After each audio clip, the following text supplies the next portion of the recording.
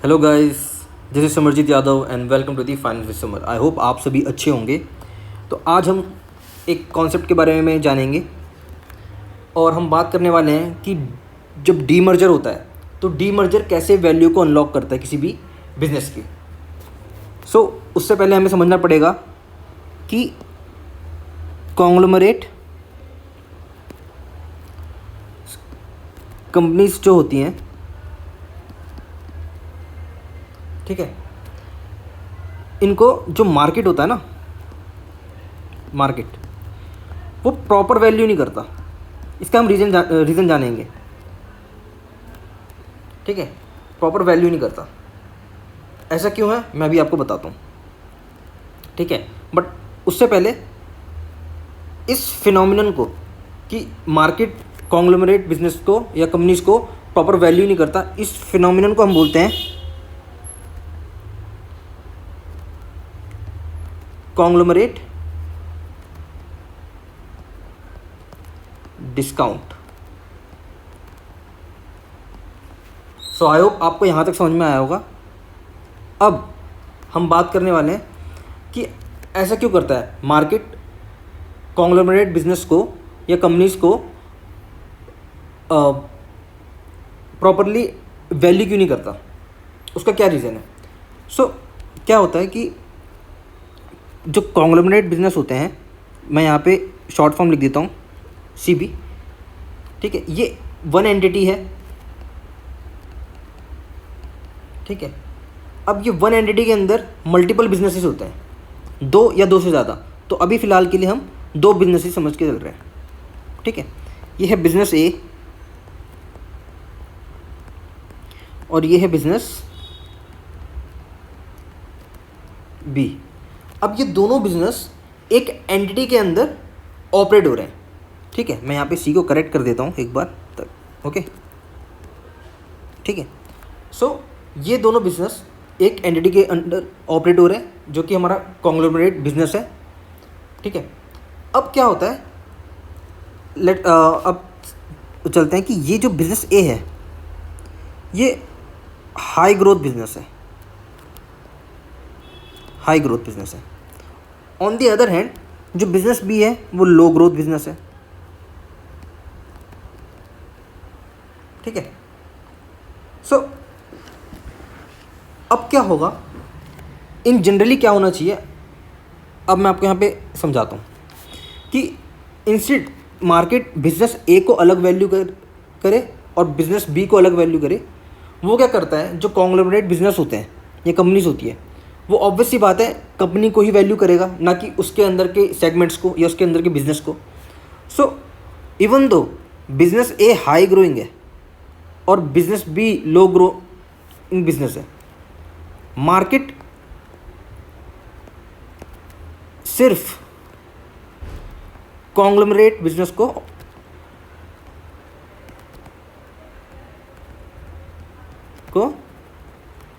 Value करेगा। किस basis पे, ठीक है, बेसिस क्या होगा उसका, तो मैं आपको समझाता हूँ। अब ऐसे केस में क्या होगा कि वो अलग अलग वैल्यू करने की जगह कलेक्टिवली सिर्फ कॉन्ग्लोमरेट बिजनेस या कंपनी को वैल्यू करेगा, और उसके लिए वो एवरेज मल्टीपल यूज़ करेगा। मतलब कि इसका एवरेज ले लेगा और इसका एवरेज ले लेगा और इसके अकॉर्डिंग वैल्यू कर देगा किसको, कॉन्ग्लोमरेट बिजनेस को, ठीक है। अब यहाँ पे आता है प्ले किसका, डीमर्जर का। तो ये तो हमने बात करी बिफोर डीमर्जर, ठीक है, कि डीमर्जर से पहले मिस प्राइसिंग कैसे हो जाती है। अब हम बात करेंगे कि डीमर्जर कैसे हेल्प करता है वैल्यू को अनलॉक करने में। अब जैसे कि हमने बात करी कि ये हमारा कॉन्ग्लोमरेट बिजनेस है, मैं कंपनी लिख देता हूँ, ठीक है।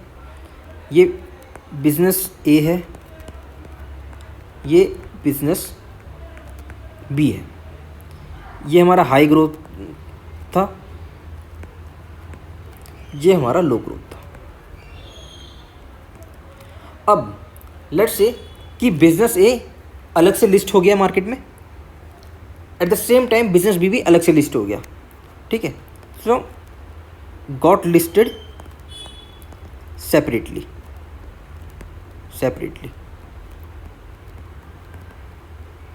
ठीक है।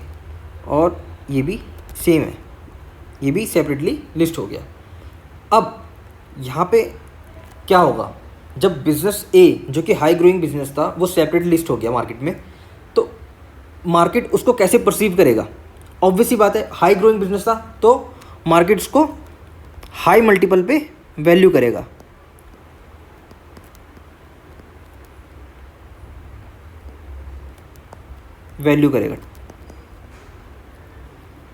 मतलब हाई पी देगा, high P. On the other hand if you talk about business B जो कि एक लो ग्रोइंग बिजनेस था, ठीक है, लो ग्रोथ दे रहा था बिजनेस को, तो यहाँ पे ये लो मल्टीपल में वैल्यू होगा, वैल्यू इन लो मल्टीपल, मतलब लो पी, ठीक है। अब इससे ये बेनिफिट होता है कि जो मिस प्राइसिंग जो पहले होती थी वो नहीं होगी। क्यों?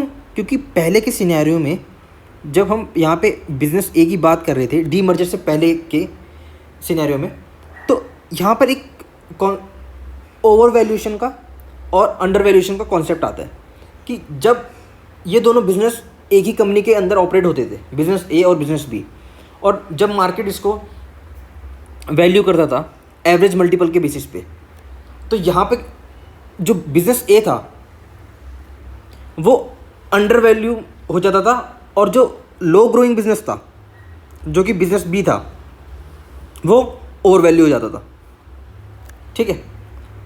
अब यहाँ पे हम समझेंगे कि डीमर्जर से कैसे वैल्यू अनलॉक होती है। तो हमने यहाँ तक जाना कि हाई मल्टीपल पे वैल्यू करेगा और ये लो मल्टीपल पे वैल्यू करेगा जब ये अलग अलग सेपरेटली क्या हो जाएंगे, लिस्ट हो जाएंगे, ठीक है।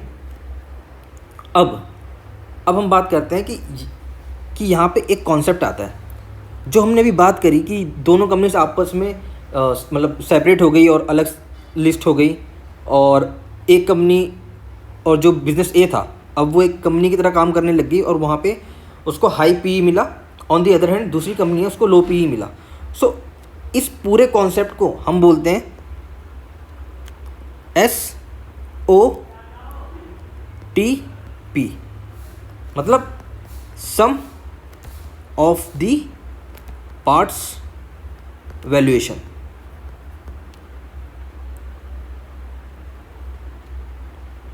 यहाँ तक कोई कन्फ्यूज़न? तो आपको इतना समझ में आ गया होगा, इसको हम बोलते हैं सम ऑफ द पार्ट्स वैल्यूएशन, ठीक है। तो ऐसे डीमर्जर किसी भी कंपनी की वैल्यू को अनलॉक करता है, ठीक है। अब बात करते हैं कि डीमर्जर के बाद और क्या होता है। जब एक ही कंपनी थी और इसके अंदर बिजनेस ए भी था, बिजनेस बी भी था, तो यहाँ पे मैनेजमेंट के लिए एक प्रॉब्लम आती थी कि मैनेजमेंट का जो फोकस था वो एफिशिएंट नहीं था इतना। बट आफ्टर डीमर्जर क्या होगा, मैनेजमेंट फोकस करने लगेगी किस पे, अपने कैपिटल एलोकेशन की एक्टिविटी पे। मतलब अब उनको पता रहेगा कि भाई मेरे को जो कैपिटल एलोकेट करना है वो किस बेसिस पे करना है। अदरवाइज पहले क्या होता था कि बिजनेस ए को फंड की रिक्वायरमेंट नहीं है उतनी, बट बिजनेस बी को फंड की रिक्वायरमेंट है, ठीक है। तो इसमें क्या होता था, एक कॉन्फ्लिक्ट अराइज होता था। तो ये प्रॉब्लम है जो रिजॉल्व हुई, ठीक है। अब दूसरी प्रॉब्लम क्या रिजॉल्व हुई, जब भी दो बिजनेस जो ऑपरेट करते हैं एक ही एंटिटी के अंदर, और लेट्स से जो उनका जो जोग्राफिकल एरिया है वो भी सेम है, तो वहाँ पे प्रॉब्लम अराइज होती है स्ट्रेटजीज़ की। लेट्स से एक कंपनी है ABC लिमिटेड जो कि इंडिया में ऑपरेट होती है, ABC लिमिटेड, ठीक है। ABC लिमिटेड के अगेन दो बिजनेसेस हैं, बिजनेस ए है और बिजनेस बी है। अब यहाँ पे क्या होता है बिजनेस ए और बिजनेस बी में कि जो ABC लिमिटेड की जो मैनेजमेंट है उनको ऑब्वियसली बात है स्ट्रेटजीज लानी पड़ेगी इन दोनों बिजनेस को ऑपरेट करने के लिए, ए को और बी को। बट यहाँ पे एक कॉन्फ्लिक्ट अराइज ये होता है कि अगर वो डिफरेंट स्ट्रेटजीज यूज़ करते हैं तो उनके एम्प्लॉयज़ तो सेम है,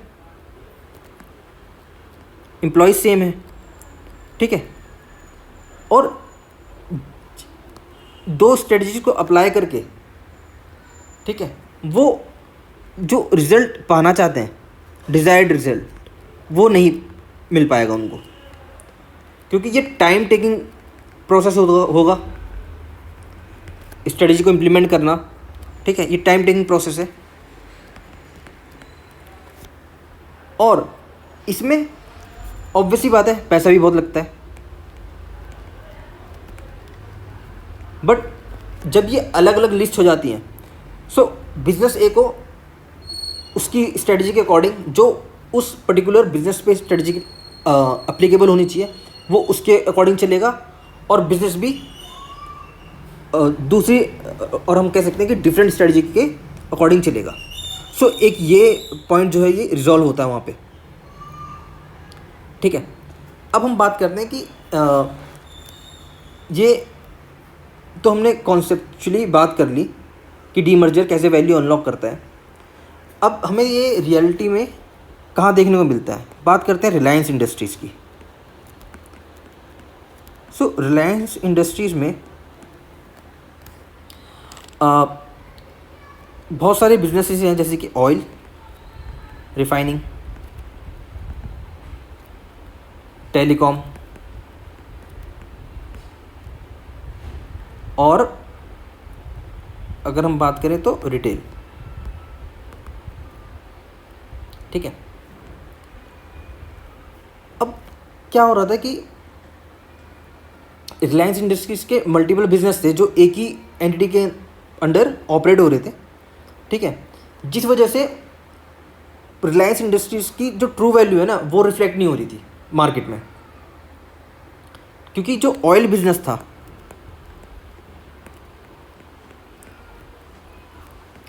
वो सरप्रेस कर रहा था किसको, टेक बिजनेस को,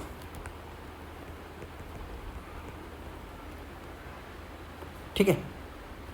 सो oil business was suppressing the tech valuation basically, but after the demerger happened, जब डीमर्जर हुआ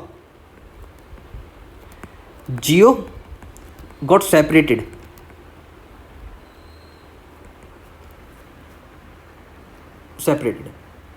ओके। तो जियो अलग हुआ, जियो को अपनी खुद की पहचान मिली, और जो स्ट्रेटजिक इन्वेस्टर्स थे जो हमारे FIS थे और भी जो बड़े बड़े इन्वेस्टर्स थे उन्होंने इसमें बहुत इंपॉर्टेंट रोल प्ले किया जियो को राइट वैल्यूएशन दिलवाने में, ठीक है।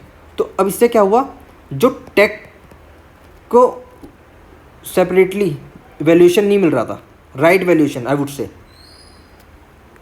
राइट वैल्यूएशन, वो डीमर्जर की वजह से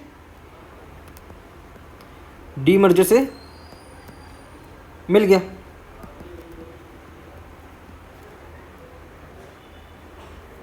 तो आई होप आपको यहाँ तक सारी चीज़ें समझ में आई होगी। अब यहाँ पे एक बात और देखने वाली है कि वैल्यू अनलॉक तभी होती है जब नेचर ऑफ बिजनेस डिफरेंट हो, ठीक है। अगर कंपनी ए के अंडर, ABC लिमिटेड के अंडर दो बिजनेस ऑपरेट कर रहे हैं, बिजनेस ए, बिजनेस बी, तो ऑब्वियसली बात है इनके नेचर अलग होंगे तभी तो ये बिजनेस ए और बिजनेस बी में कैटेगराइज्ड है। तो नेचर ऑफ बिजनेस डिफरेंट होना चाहिए तभी वैल्यू अनलॉक होगी, ठीक है।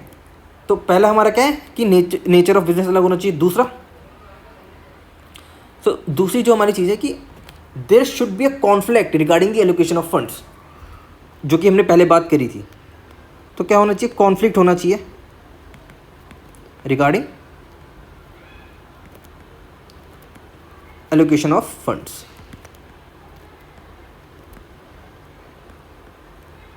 ठीक है। तीसरा,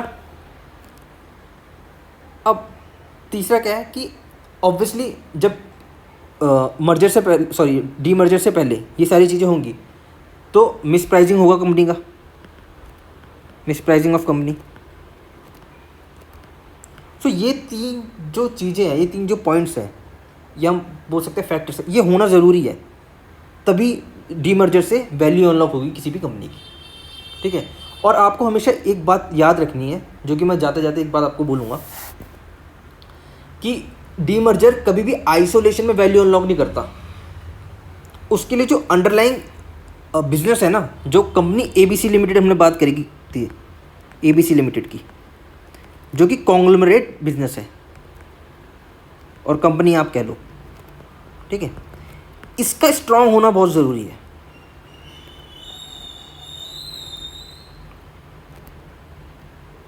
नेसेसरी है, तभी वैल्यू अनलॉक होगी।